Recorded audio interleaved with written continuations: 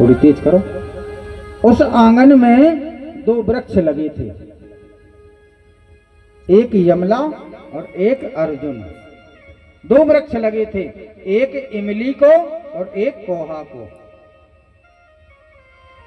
यमला अर्जुन, भगवान ने उखल को दोनों वृक्षों के बीच में बिठाया और एक झटका मारा तो एक वृक्ष इस तरफ और एक वृक्ष उस तरफ, और उन वृक्षों में से दो पुरुष उत्पन्न हो गए जिनका नाम था नलकूबर और मणिग्रीव। ये कुबेर के पुत्र थे। एक दिन की बात, इन कुबेर पुत्रों ने क्या किया तो मदिरा का पान करके एक सरोवर में नग्न अवस्था में स्नान कर रहे थे। मदिरा का पान करके नग्न अवस्था में एक सरोवर में स्नान कर रहे थे। उसी समय नारद जी आए। नारद जी ने देखा कि बताओ ये कुबेर के पुत्र हैं और इतनी नीच हरकत कर रहे हैं। ये धनवंतरी के पुत्र होकर के इतना नीच कृत्य कर रहे हैं। आज नारद जी ने उन्हें श्राप दे दिया कि अरे कुबेर पुत्रो, तुम बताओ धनवंतरी के पुत्र होकर के और इतना गंदा कृत्य कर रहे हो, मदिरा का पान करके तुम नग्न अवस्था में स्नान कर रहे हो। जाओ श्राप देते हैं तो तुम वृक्ष हो जाओ। हम तुम्हें श्राप देते हैं कि जाओ वृक्ष हो जाओ। और वही नलकूबर और मणिग्रीव आज यमला और अर्जुन के रूप में उत्पन्न होकर के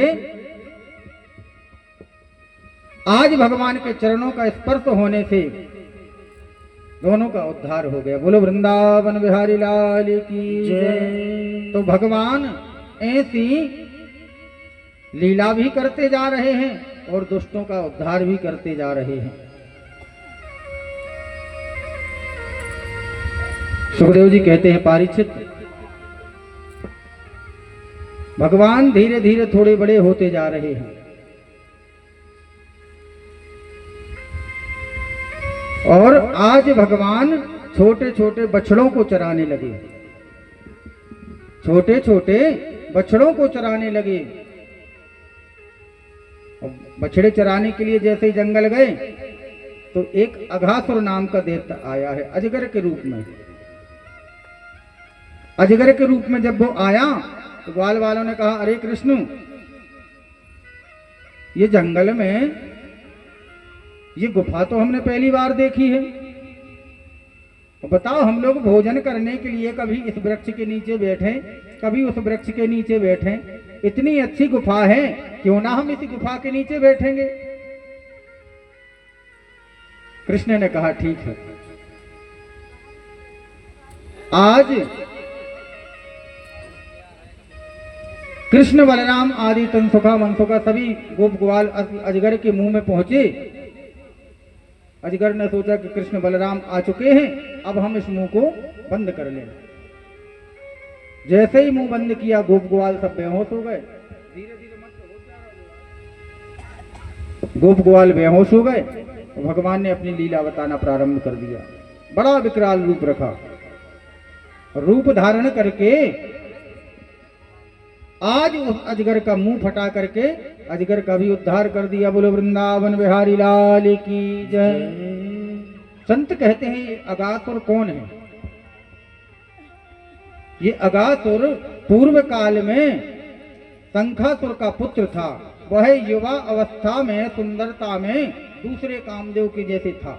इतना सुंदर था, मान लो जैसे दूसरे कामदेव हो।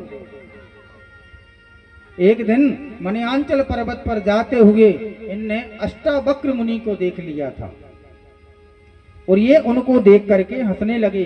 तो अष्टावक्र मुनि ने इन्हें श्राप दिया कि जाओ, हम तुम्हें श्राप देते हैं कि तुम अजगर हो जाओ। और जब ये उन महात्मा के चरणों में गिरे, तब उन महात्मा ने कहा कि जाओ, जब यदुवंश होई अवतारा, जब यदुवंश में भगवान कृष्ण अवतार धारण करके आएंगे और तुम्हें मारेंगे, तब तुम्हारा उद्धार होगा। और आज भगवान ने अघासुर को मार करके अघासुर का भी उद्धार कर दिया। बोलो वृंदावन बिहारी लाल की जय। भगवान की लीला आगे बढ़ती जा रही है। धीरे धीरे आगे बढ़ती जा रही हैं। एक दिन भगवान ने सभी गोप ग्वालों से कहा कि भैया एक काम करना, हम ये कलेवा लेकर के आते हैं, कल हम सबका कलेवा थोड़ी थोड़ी खाएंगे, सबके भोजन में से थोड़ा थोड़ा भोजन हम भी खाएंगे। श्री दामा से कहा, तनसुखा मनसुखा सबसे जितने भी गोप ग्वाल थे सबसे कहा कि भैया कल के भोजन हम भी सबके थोड़ी थोड़ी पाएंगे। लेकिन जो तनसुखा नाम का ग्वाल था ये थोड़ी गरीब था, थोड़ी नहीं बहुत गरीब था, गरीब था। इसने अपनी माँ से कहा, माँ देखो कल कृष्ण ने कहा है कि हम सबके भोजन में से थोड़ा थोड़ा भोजन पाएंगे, तो कुछ अच्छा बना देना जो हम कृष्ण को खिला सकें। लेकिन तनसुखा की माँ बोली, बेटा खाने को है क्या अपने यहाँ बनाने को? अरे अपने खुद की तो व्यवस्था नहीं है खाने को, अपन कृष्ण को क्या खिला सकते हैं बेटा?